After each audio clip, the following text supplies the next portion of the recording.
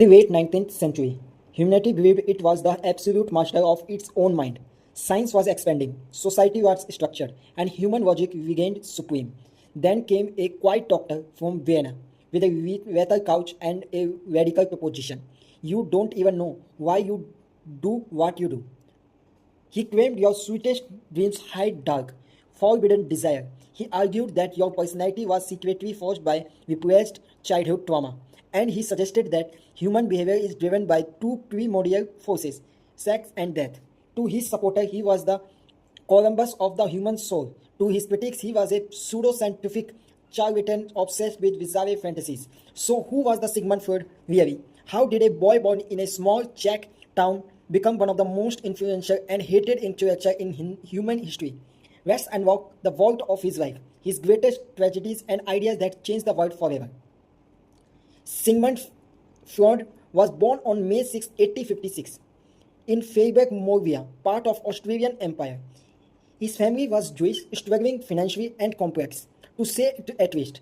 His father, Jacob, was wool merchant 20 years older than his mother, Amalia. Amalia was young, vibrant, and adored young Sigmund above all her other children. She called him her golden city. Freud would later admit that this absolute unconditional maternal devotion was the bedrock of his lifetime of confidence.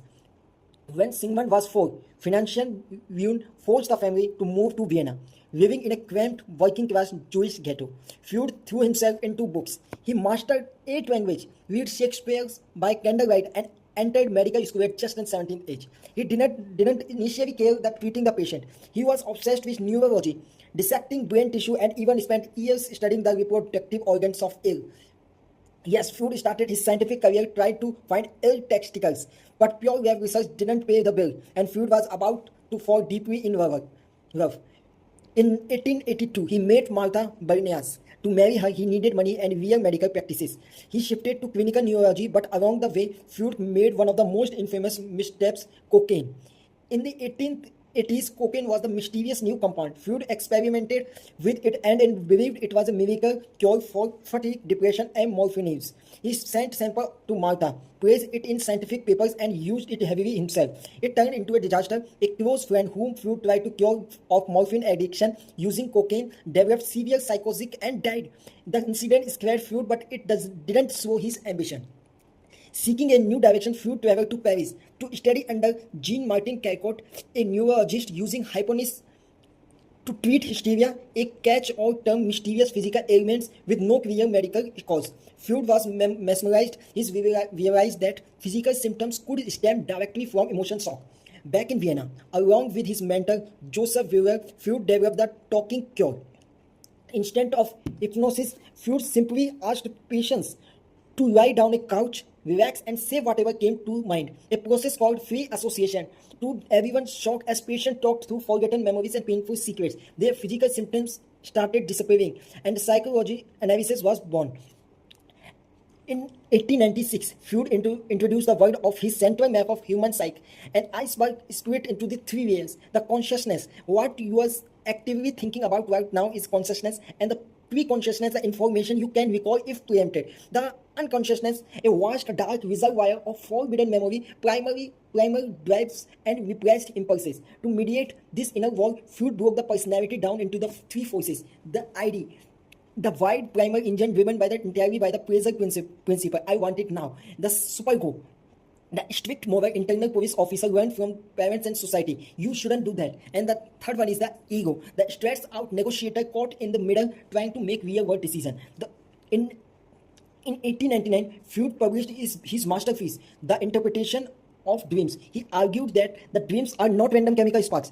They are royal road to the unconscious, and representing our disguised fulfillment of the repressed desire. He claimed every forgotten slip of tongue, the famous Freudian slip, revealed what you secretly believe. And then came to the part that shocked the cat Victorian Europe, the psychosexual stages. Freud argued that the human development was tied to sexual energy, libido, starting from infancy, including controversial concepts like the Oedipus complex, the idea that young boys hold a subconscious rivalry with their father for their mother affection. European society was scandalized, but across the world, people began to pay attention.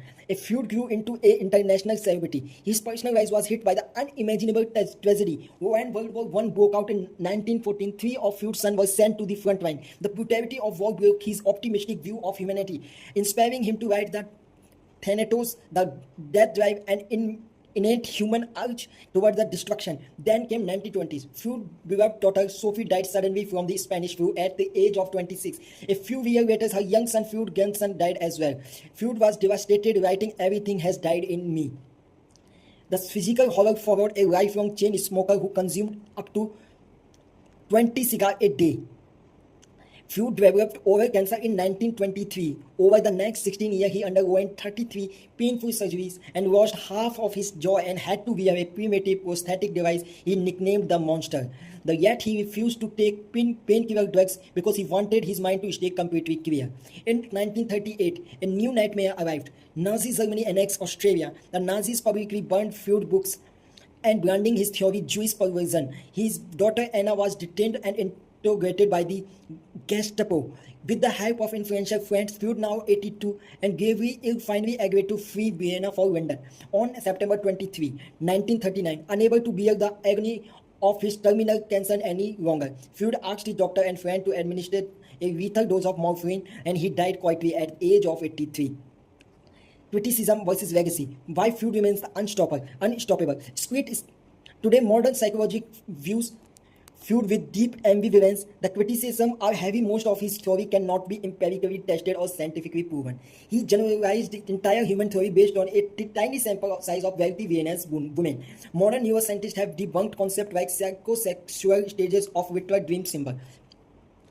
And yet, Sigmund Freud remains a colossus. Why? Because before Freud, humanity believed that mind was flat, logical, and fully conscious. Freud opened that trapdoor underneath our feet. He proved that the childhood drama shapes adult mental health. He poses defense mechanisms like denial, projection, rationalization. We are driven by emotion and drives we do not always consciously understand. Without Freud, there is no modern therapy, there is no modern literature frame or out that expose inner angst, subtext, and hidden motives.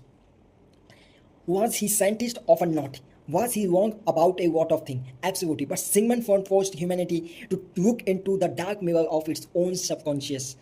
And we have been starting into the ever since. What do you think? Was Freud was a visionary genius who unlocked the human spirit, or a controversial figure who went too far? Let me know in the comment section below. Don't forget to like, subscribe, and hit the like button for the more deep dives into the history most fascinating mind. Thank you for watching. Thank you very much.